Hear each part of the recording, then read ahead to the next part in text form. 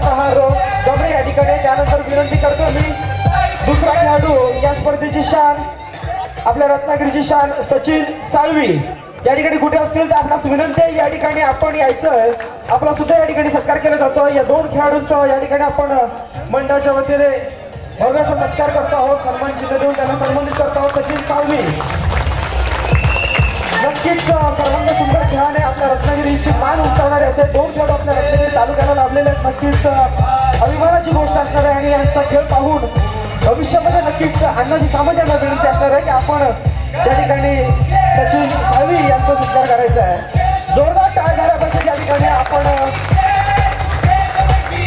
आपण या ठिकाणी खेळाचा सत्कार करत आहोत त्यामुळे नक्कीच एक अभिमानास्पद गोष्ट असणार आहे.